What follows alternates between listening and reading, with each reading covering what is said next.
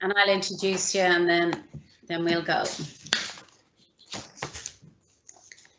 Good morning, everybody, and welcome to our second talk of the morning at VTE Dublin patient session. I'd like to welcome Dr. Michelle Lavin, who's going to speak to us about cerebral venous sinus thrombosis, CVST. It's the first time we've done this talk, and we're delighted to include it in our patient conference this year, and will do going forward. Dr. Michelle Lavin is a consultant hematologist in Beaumont Hospital and a principal investigator in the Irish Centre for Vascular Biology in the RCSI. Her research focuses on improving care for women with bleeding disorders. She serves as a co-chair on both the Women and Bleeding Disorders Committee of the European Association of Haemophilia and Allied Disorders and the von Willebrand Factor Scientific Subcommittee of the International Society on Thrombosis and Hemostasis. In 2019, Dr. Lavin was awarded the Ebhard Manham Young Investigator Award for her work on postpartum hemorrhage awareness. Thank you, Michelle, and welcome, and thank you so much for doing this talk for us. I'm looking forward to it. Thank you so much, Anne-Marie, and thank you for this opportunity. I think it's really important to actually focus on this area of cerebral venous sinus thrombosis for many of the reasons I'm going to outline during the talk. And for any person out there who's experienced a cerebral venous sinus thrombosis, it's an entirely unpleasant experience and one that leaves as much questions as answers.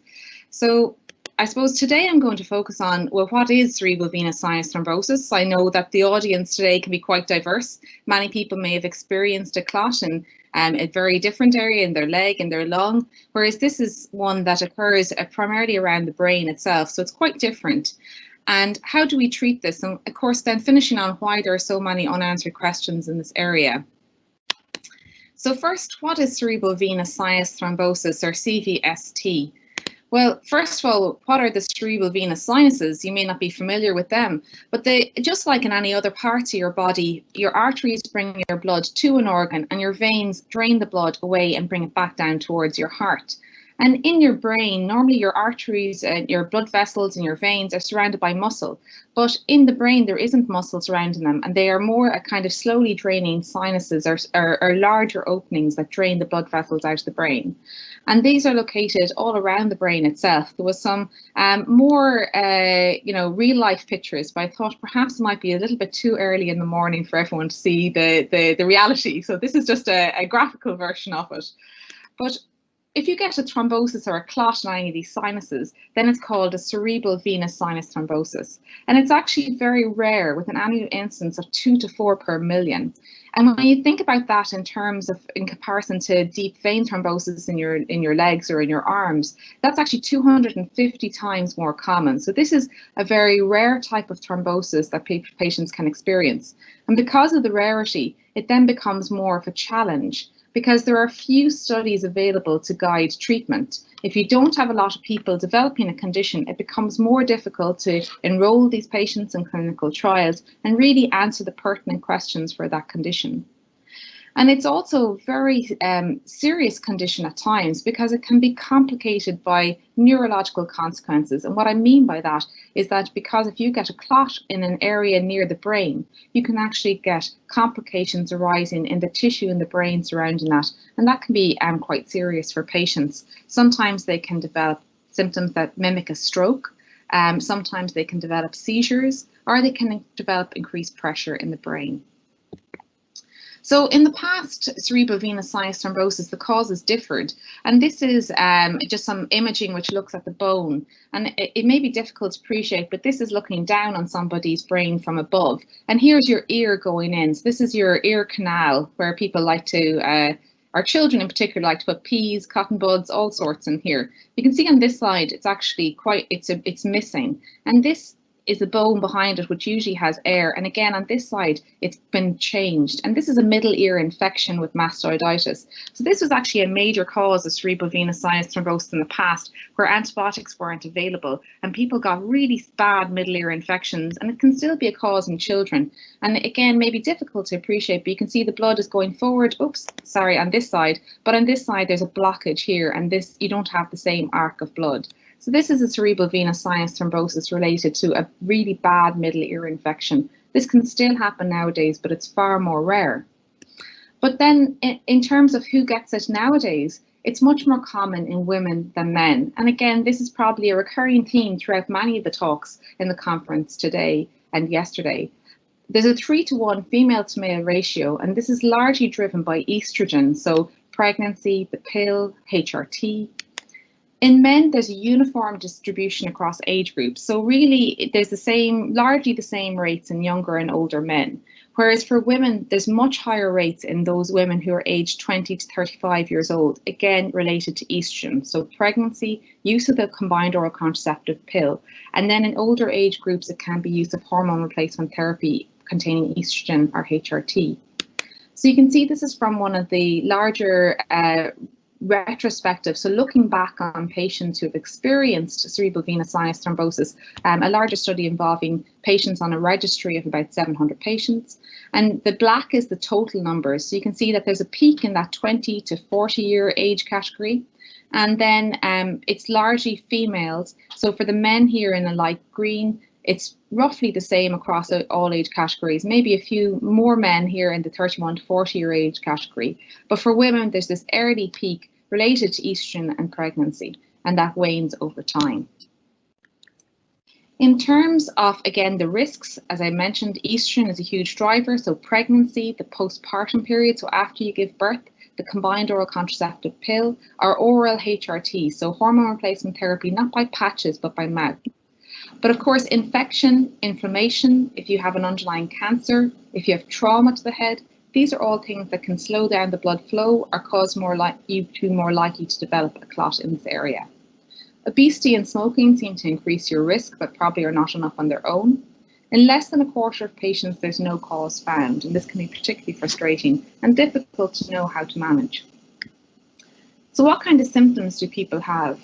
Well, the patients that I've seen with cerebral venous sinus thrombosis will describe it as the worst headache they've ever had. Nothing makes it better. We'll give patients morphine or really strong painkillers in hospital, and it still can have very little impact or effect on their headache. The headache can often be, it can come on suddenly, or it can have a slower onset. And in fact, for people who have a slowly building headache, they can often find it more difficult to get referred to hospital for assessment, because if you have a sudden, very significant headache, that often can be caused by a lot of other quite serious neurological or serious problems in the brain. Need to refer, but you can often see this pattern where people have gone in 2 or 3 times to their GP over the previous 2 weeks with a headache that's just been building and building in intensity before they're referred. So it's very difficult to relieve that type of headache, and that headache is related to pressure in the brain that's increased because of the presence of the clot there and the fact that the blood isn't draining as freely from the brain. Some patients can have a stroke type syndrome, so they can present with sudden loss of power or weakness or loss of vision, but less than 1% of all strokes out there are due to cerebral venous sinus thrombosis. One thing that would make us think about a cerebral venous sinus thrombosis causing a stroke is a stroke in an unusual location in the brain that isn't really related to one blood vessel, one artery. If it crosses territories, so it crosses areas of the brain that are supplied by different blood vessels, that's quite atypical for a stroke in the general sense of stroke. So that would prompt investigations to check the venous system and to rule out a cerebral venous sinus thrombosis. Well, why do people get these kind of symptoms? Well, if you're not draining blood, blood is going in, but it's not coming out. And your brain is really a very tightly enclosed, your skull is really a tightly enclosed box that holds your brain. So there isn't a lot of room to maneuver in the brain itself or in that skull. And if you start getting increased swelling, is it okay? So if you have increased pressure in the brain because you're not draining the blood out of the brain, then you can get headaches as a result of that. You can also get compression on parts of the brain or on nerves itself, and that can cause a nerve palsy, so where a particular nerve isn't working well. It can cause double vision, or the pressure itself can affect your eyesight, causing blurred vision. In the more severe cases, if you get enough black pressure of blood and you're not draining blood from the brain itself, then you can actually get swelling or bleeding into the brain tissue itself, and that can cause an infarct or damage to the brain tissue. And this is why some patients can have seizures or stroke-like symptoms, but a lot of people will recover very well from that with appropriate treatment. If there's a massive increase in pressure, so in the most severe cases, it can push on the brain further. And as I said to you, the brain is enclosed in the skull. There isn't a whole lot of extra space in there. So if you get an increase or a rapid increase in brain pressure, that could actually risk pushing down the brain out of the skull. And in those severe cases, they actually have to remove part of the skull itself to allow the pressure to be relieved outwards rather than pushing down on the brain itself. And that's called a decompressive hemicraniectomy. And that is where you remove part of the skull until the pressure resolves, and then the surgery to replace that part of the skull can occur. So how do we diagnose cerebral venous sinus thrombosis? I think it's really important to have a clinical suspicion or to have an awareness of this condition, to get that initial referral, to send somebody in and say, I'm worried it could be a venous sinus thrombosis. Because your initial CTs, if they aren't looking for that, if it's a non-contrast CT brain, then it won't actually detect the problem. You need to do specialized testing. And in contrast to a lot of other conditions where you get thrombosis like DVT and PE, a D-dimer doesn't really perform as well. So that's a blood test that you can use to exclude or to suggest that somebody has a thrombosis. And it shouldn't be relied on to exclude a cerebral venous sinus thrombosis. So you really have to have a clinical suspicion and do the proper imaging. In the past, that was a cerebral angiography where they'd inject dye and look at it went through the blood vessels of the brain. But thankfully now we have easier techniques, including an MRI, and that's an MR venogram or a CT venogram. So a CAT scan or MRI that can look specifically at the blood vessels themselves and tell you if there's a clot present. So this is an example of an MR venogram, which is pretty amazing. So if you think of that image I showed you at the start, they can actually look at all the blood vessels in such great detail just using an MRI. And the majority of clots will happen in this transverse or lateral sinus, but they can occur in the superior sagittal sinus. They can occur in any of the sinuses throughout the brain. So how do we treat it? And for those of you who've had a cerebral venous sinus thrombosis, you'll have had some or all of these treatments. So it's an uncommon condition, and it's very important to understand that we don't have, like in DVT or in PE, we don't have really big studies with lots of different treatment options where they're compared against each other. We only have very limited studies and only very small randomized controlled trials. So even the use of anticoagulation has been tested in trials involving less than 100 people. A lot of the information is based on observational cohorts. So what I mean by that is where they look at people who've had this condition and how they've been treated, and then see what worked and what appeared not to work as well for people. But that's based on what the clinicians were treating them with, different doses, different times where it's introduced. There's a lot of variables that can affect that. Overall, the guidelines regarding cerebral venous sinus thrombosis are largely based on expert opinion. So people who have expertise in this area reaching a consensus on the best possible approaches, but this is not strongly evidence-based. I firmly believe that, one theme that you probably are noticing coming through so far is that we're talking about thrombosis, but we're also talking about neurological complications, headaches, seizures, stroke management. So the best treatment for these patients should be a combined care approach that involves not only the neurology team, but also the hematology team working together. And in the first instance, it's probably the neurology team that are the primary caregivers for these patients because of the problems that people can have with seizures and the stroke type symptoms that some people can have, or the severe headache. But as time goes on, for some people, the neurological complications will be the main problem that they have. And for some people, it'll actually be a question about should they be on anticoagulation, or if so, and for how long. So a combined or a joint clinic approach is something that we've tried to establish here in Beaumont in order to prevent patients really having to come and see, one neurologist one week, then a hematologist the next week, and where they weren't talking to each other from the outset. And really that's the ideal, is where there's a combined approach for every patient. So how do we treat? First of all, if there's any underlying causes that are contributing to the cerebral venous sinus thrombosis, like infection or inflammation, they need to be treated. And if there is an urgent need for surgery, then that should be performed if the pressure in the brain is very high. In terms of guidelines, there are the American Heart Association guidelines from 2011 that were published in Stroke. There's also the BCSH guidelines, so the British Committee for Standards in Haematology, that provide some guidance. But again, this is largely based on expert opinion. Anticoagulation is key for these patients.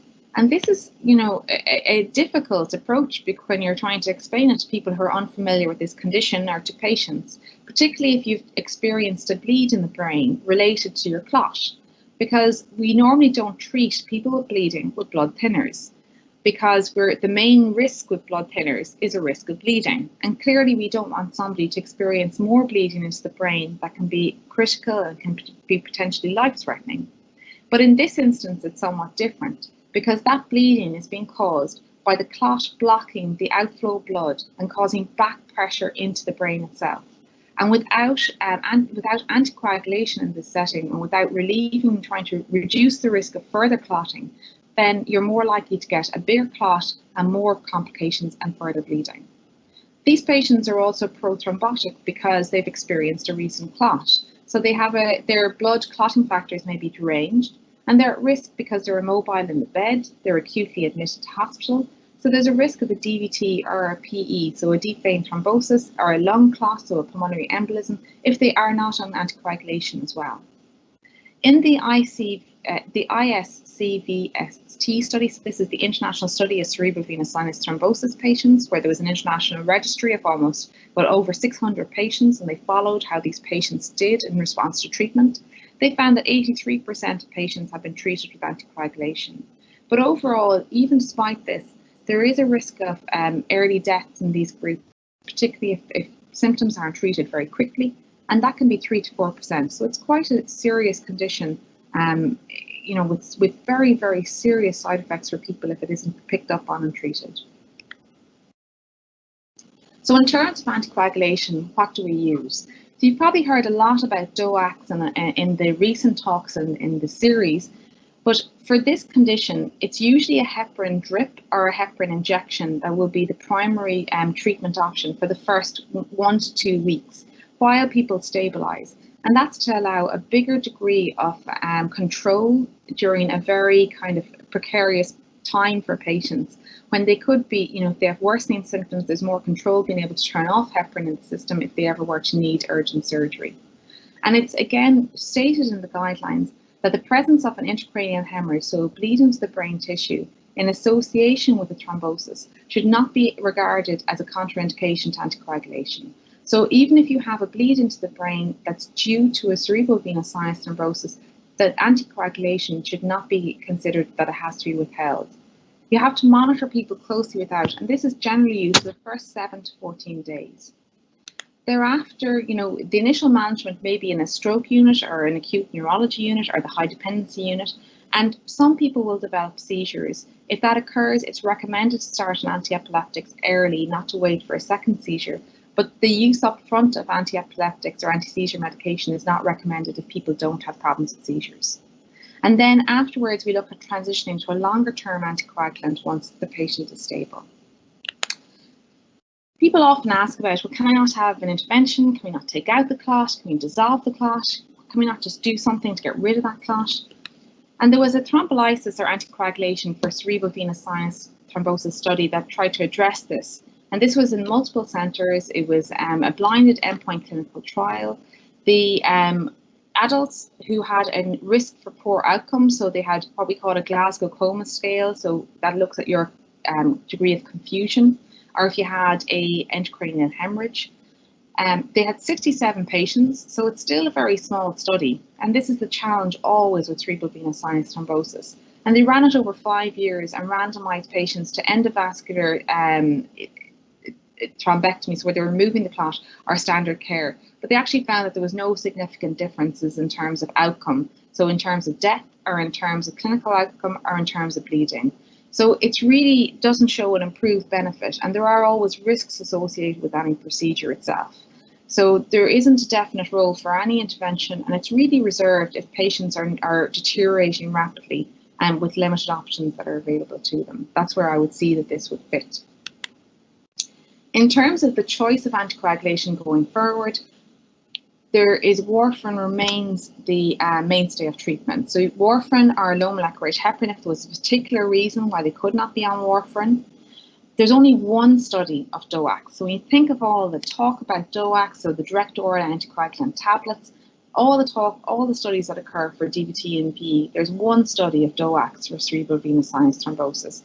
And that really was very limited in terms of its size. The treatment duration remains uncertain. You have to look for everybody at additional risk for recurrence, whether this was provoked or not. But it's difficult to quantify for patients, what the risk of recurrence is. I have some data that I'll touch on towards the end. If patients go on warfarin and they are on anti-epileptics, particularly if they needed a number of anti-epileptics or if there's a plan to wean their anti-seizure medication, that can interfere with your INR. So you need to be really careful with people, and those people you may consider leaving them on low molecular weight heparin injections are watching their INR more frequently as you wean those medications. So in terms of the single study that we have for DOACs versus warfarin for cerebral venous sinus thrombosis, this again was a very small study, 120 patients, so very small in comparison to a lot of the large clinical trials we have for DVT and PE, but like quite a lot of patients with cerebral venous sinus thrombosis nonetheless. And that looked at one of the DOACs, Dabigatran versus warfarin, and they found that there was no evidence of recurrent VT and low rates of major bleeding in each group. So it seemed to perform as well, but it still remains a small study and it has not become frontline treatment on any of the current guidance. So it's reserved really if there's a situation where somebody cannot tolerate warfarin, that it may be considered in that situation, but we need more evidence to support its use frontline. So how am I going to do after this? What's going to happen to me? What are the outcomes from cerebral venous sinus thrombosis? Well, I've touched on the international study on cerebral vein and dura sinus thrombosis, or the CVST study, which is really one of the larger studies involving patients with cerebral venous sinus thrombosis. So this was a multi-center, multinational study. They asked for patients who had cerebral venous sinus thrombosis for their information to be collected and collated, and they followed patients forward to see how patients did over, it was run over a kind of 3-year period, and the median follow-up, or the average follow-up for individual patients, was 16 months. So there was over 600 patients, and in terms of their longer-term outcomes, well, 57% recovered completely, 22% had minor residual symptoms, 7.5% had what they referred to as mild impairments, 2.9% were moderately impaired, with 2.2% severely handicapped, and 8.3% had died. So it's quite sobering when you see that information, and I don't want to kind of make people kind of scared or concerned. People are very different, and certainly the earlier people are recognised and the younger people are, the better they may do. But it is something that I think it's a real call to action for why we need to be talking about cerebral venous sinus thrombosis more, and really doing more to understand and prevent this from happening. Anti-seizure medications, as I mentioned before, should be started early in people who experience seizures, and that will be titrated according to your neurologist. But again, just important to remember that it may interfere with your INR if you are coming off anti-seizure medication and you're on warfarin. And it really may limit the longer term or the future use of DOACs, because many anti-epileptics interfere with DOACs and interfere with the DOAC absorption. So it may always be a problem to use DOACs if patients are on certain anti-epileptics. So how can we prevent this from happening? Well, certainly everyone should look to modify any risks that they have. So if a cerebral venous sinus thrombosis occurs in conjunction with estrogen use, then you should avoid the use of estrogen. But I find it particularly unhelpful when people say you have to come off your contraception, but don't provide you with any other options, or don't explain to you what's okay to use or what's safe to use. And the last thing we want somebody who's just experienced, a cerebral venous sinus thrombosis to do while they're going to be going on to warfarin is to become pregnant. So we in fact should actually not be just stopping at contraception. We should be providing people with the alternatives and safely transitioning to an alternative option. Because as I said, the last thing we want is an unplanned pregnancy for somebody who's recovering from a major life event. In terms of what's okay to use, so progesterone-only pills and devices are okay to use, but progesterone-only pills are quite finicky, and you need to take them at the same time every day, and some people just don't like using them. So I would encourage, like any woman that experiences thrombosis, and this is in general, not just for cerebral venous sinus thrombosis, if they are not planning on becoming pregnant in the next couple of years, they should consider strongly an intrauterine device, so a Mirena coil. And often when I say coil, or I say, intrauterine device, people are familiar with the old-fashioned copper coils from years and years ago that their mother might have had and had the worst periods they've ever imagined while they were on it. Things have changed quite a lot. And now the recent intrauterine devices, so what I mean by that is a small little device that's put into the womb itself, and they usually will release local hormone to reduce the womb lining and to control both heavy periods, which is useful if you're on blood thinners, but also provide effective contraception for the next 5 years. The main risks with them are a risk of infection, or a risk that they may be expelled, so that they could be passed out if your period is particularly heavy. So it may sometimes be helpful to consider medications to control the periods for the first cycle or two, just to let the IUD kind of settle in. And people might try them and say it didn't make any difference, I still have heavy periods. It usually takes up to about 6 months for IUDs to work well. And in patients, I predominantly look after patients with bleeding disorders rather than thrombosis disorders. We look after both, but my research focuses on people with bleeding disorders who have very, very significant periods. And this has been shown to actually be the most effective form of reducing heavy menstrual flow. So there's lots of advantages. I have no affiliation to any company that makes IUDs. I just know from what patients say to me that this is often they'll work their way through lots of different options and often be happy at the end and sorry they didn't go to an IUD first. So it's also important that people stop smoking if they smoke, and they try and maintain a healthy weight. And if they are coming off anticoagulation in the future, they should have thromboprophylaxis at periods of high risk. So if they, again, are an inpatient in hospital undergoing surgery, or if they become pregnant. Routine testing for thrombophilia is not recommended and has an uncertain impact on management. And again, that's a practice change really in the last 10 years, that we've moved largely away from thrombophilia testing, as it doesn't really, I think a test that doesn't show any thrombophilia can be falsely reassuring to some patients. So the thorny question of what's the duration of anticoagulation for somebody who had a cerebral venous sinus thrombosis? Well, there's no secondary prevention trials. This is how do you prevent your next event. So there are no secondary prevention trials in cerebral venous sinus thrombosis. And the data is again based on observational studies that look at the rates of recurrence for people who are on or off anticoagulation. And there's often a bias in any observation study because people may have continued anticoagulation in patients they're more concerned about having thrombosis, and maybe discontinued anticoagulation if they felt that the risk was temporary and there was a good provocation. So you already have a physician and a patient bias in any of this data.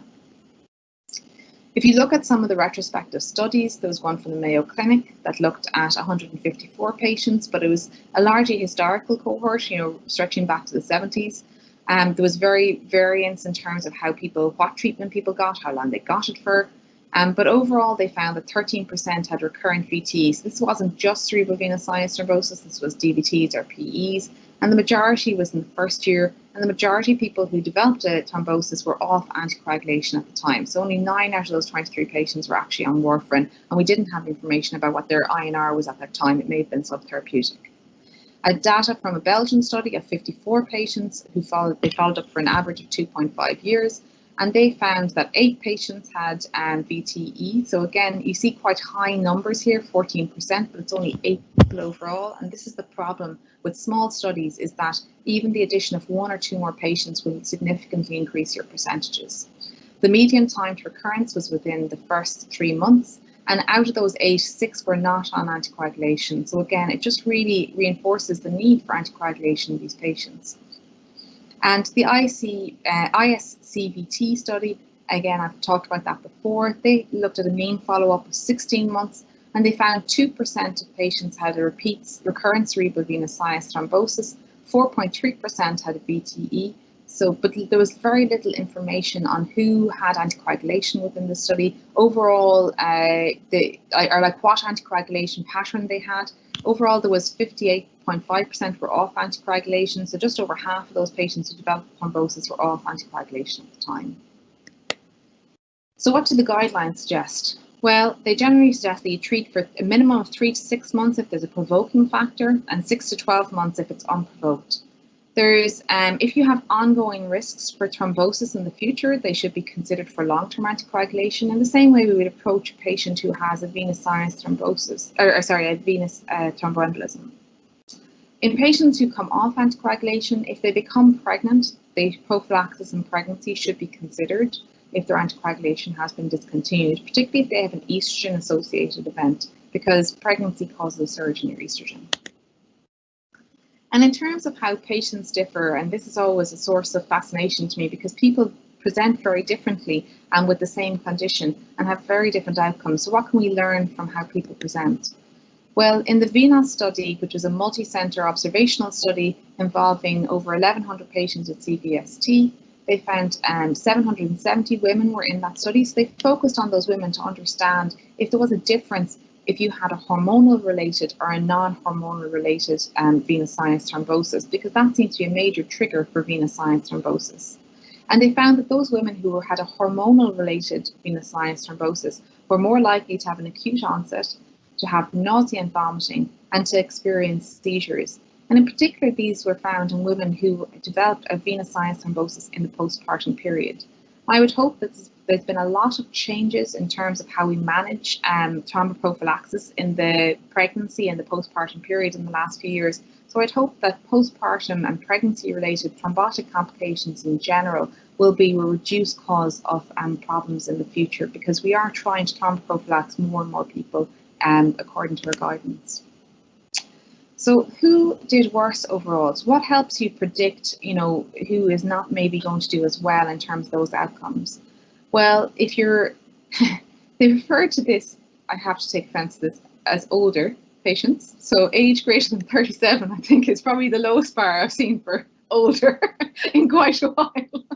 But if you were, over 37 when you presented, if you had males, if you were a man presenting with this as opposed to a woman, if you were obviously in a coma or had mental status disorder, so if you had already signs of comatose, or if you were confused when you presented, or if you had a hemorrhage, or if it was a result of a intracranial infection or cancer, that those patients tend to have more complications in the longer term. I think that's understandable, that if you've already got to the point that you have developed, significant complications in your brain, it can be more difficult to come back from that.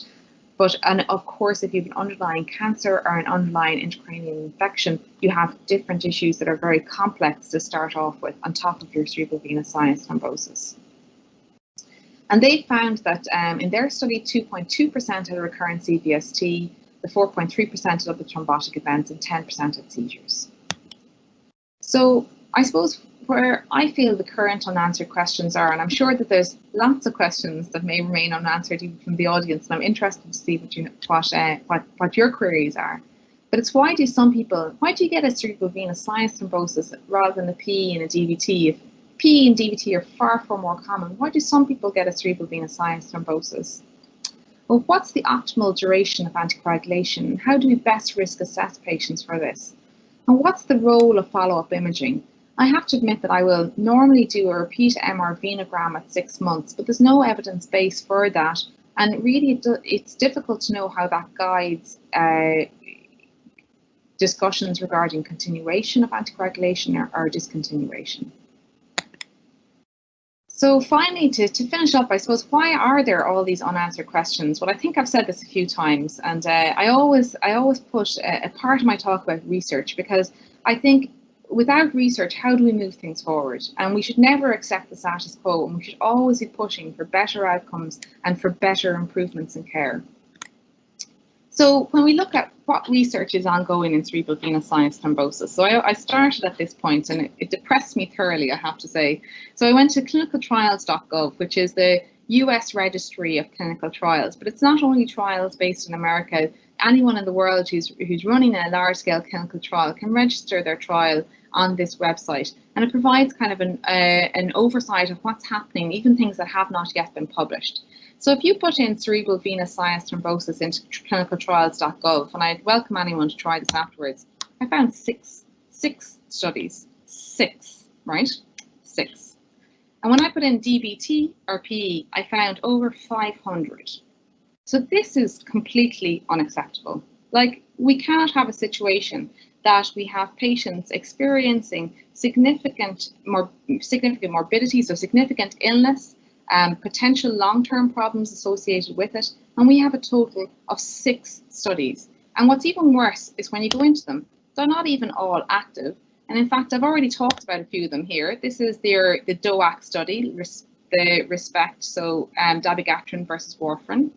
This is the 2-act study looking at cerebral venous sinus thrombosis, thrombolysis or anticoagulation. And then if you look at the other ones, we have an ultrasound technique for neonates diagnosis. We have a new Rivaroxaban, so that is not yet recruiting, so that'll be kind of interesting to see it. Clinical assessment scales that we don't know if that's recruiting or not, and a cohort study in the Chinese mainland that's not yet recruiting.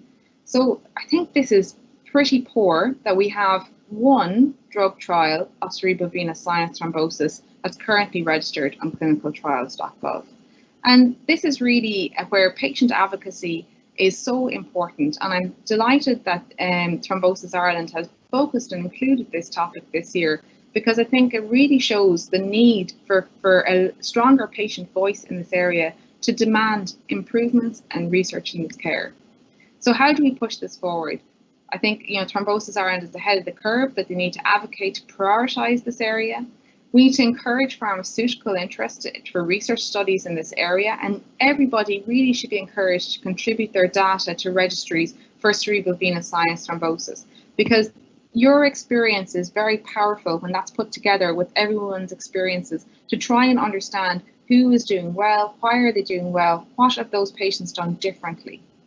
It becomes, in Ireland, there are huge challenges about sharing data since the introduction of GDPR.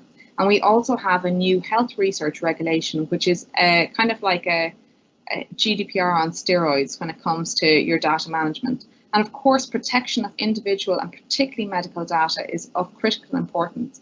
But we shouldn't have a situation where patients are hindered from contributing their data because of the strictness of the data protection regulations, because then it is no longer protecting the patient, it's actually just creating obstacles to care. I think it's really important to have combined clinical approaches.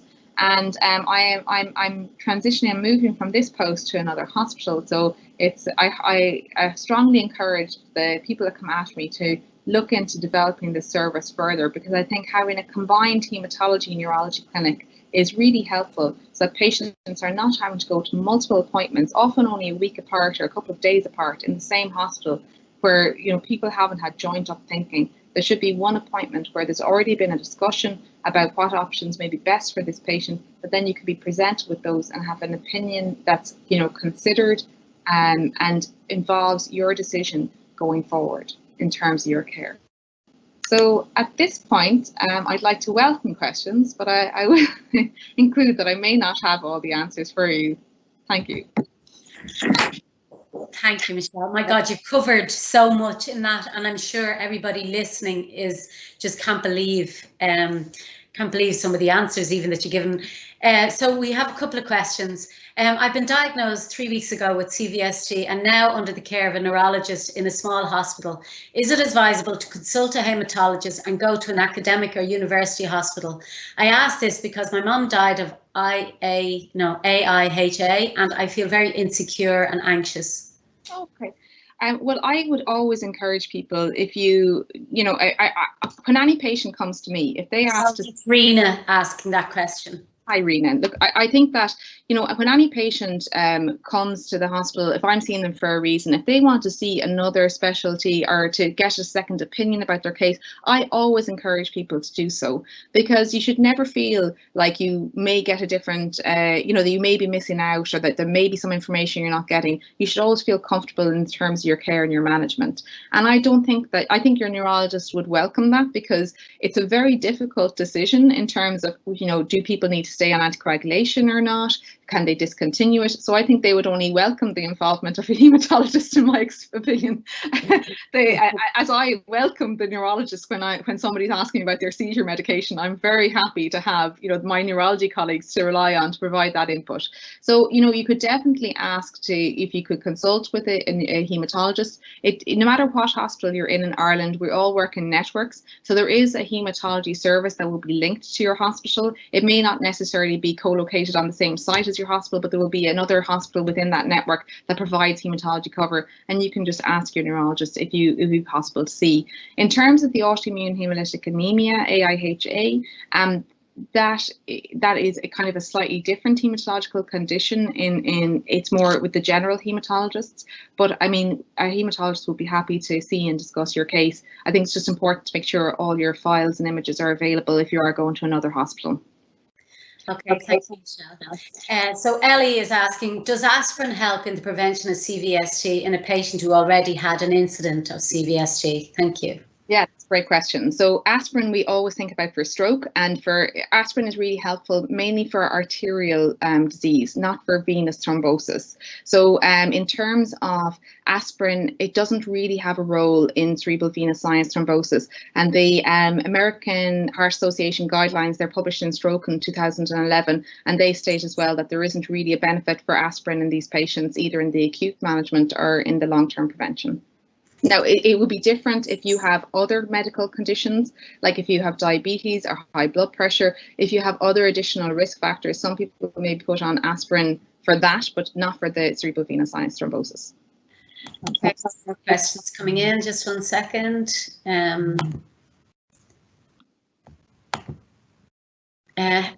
Hi, I've been clinically silent CVST and then had an event where I had a second one postpartum, complemented as it was found in a DVA. Should my legs or lungs also be checked, scanned? Also, have you any experience of anyone with previous CVST with a safe pregnancy afterwards? Thanks, Gillian. Okay, so that's a very complex history for that person, and I'm sorry they've experienced all that. You know, that's a long road. In terms of I suppose there's a couple of questions in that. I wouldn't scan your legs and your lungs unless you had symptoms. So if you get leg swelling, leg pain, redness in one leg size greater than the other, if you got chest pain, chest tightness, shortness of breath, coughing up blood, they're the kind of things you do need to get scanned for. And what is also important for anyone who develops any kind of thrombosis in the future is that if they are concerned that they could have another clot, they can go to their GP, but their GP really has to refer them to the hospital, because you need to get bloods and a scan done to rule that out. And you're always at a higher risk once you've had one clot in the past, you know, so you need to take care of yourself. And if you're concerned, you need to go in, and everyone needs to hear, I've had a clot before, you know, I want to make sure I don't have another one. That's the most important thing to outrule for that person. In terms of managing pregnancy afterwards, it's often useful if people have a complex background, no matter what the condition, to have a discussion with that speciality before they become pregnant. And that, you know, can be just about even answering the questions that you have, rather than sitting at home, finding out that you're pregnant, waiting for an appointment for 3 or 4 weeks and being really stressed about it. You know, it's better to have that conversation and kind of plan and proactively, you know, plan before you become pregnant. Okay, when I get pregnant, this is who I'm going to contact. This is what I'm going to do. You know, you maybe put on heparin injections. You can have those injections. You can learn to self-inject. That can all be managed before you become pregnant, because it can be quite a stressful time if you've had a bad experience in the past and you find out that you're pregnant. Even that weekend, or, you know, even if you get an appointment the next day, that can be a long night. So why don't you look to trying to have a discussion about that you're planning pregnancy with your background, with your local haematologist. Every major obstetrics hospital will have a haematologist who covers it. If you're based in Dublin, there's a haematologist who provides a combined clinic with the obstetricians in the Coombe, in the Rotunda, and in Holles Street. Not the same person, 3 different individuals. So there is an expert in your hospital who will see you during pregnancy, and the role of those haematology, that haematology obstetrics cover, is that they are providing care to women who have a problem with bleeding or have a problem with clotting and who are now pregnant. So they're trying to provide for the safe management of women throughout pregnancy. I would say that the recent patients I've had with venous sinus thrombosis have been older and haven't gone on to have pregnancies. That wasn't part of their life plan at that time. But we have a lot of women who have lots of different types of thrombosis who then go on to become pregnant. And I think, just being planning, proactive, and starting on your heparin early if you need to go on heparin, that's really key to it. And people are there to support and guide you through that. That's brilliant. Thank you, Michelle. How can patients, you said patient advocacy towards research. I mean, how can we as patients encourage more research in this area besides being vocal? Is there something really proactive that we can do? Well, I think, we're very fortunate in Ireland because Fionnuala is very active and you are very active on the international scene. So it's not only, I'm not sure if the people are listening here, I'm sure everyone knows about what Anne-Marie has done over the last few years, but she's really taken an organisation that didn't exist and built it into something that's internationally recognised in terms of patient advocacy. So that's, already a hugely strong base to develop and to push for change. And it's about actually taking that from not just Ireland and looking for change here, but looking for change internationally. And World Thrombosis Day is a very big event and that has quite a lot of traction internationally. And, we'll have events for patients and events that are online. And people should be, submitting questions, should be saying, I'm really worried about this. I want this issue addressed. This is a concern to me. I feel we're not pushing this forward, because the agenda is met by demand.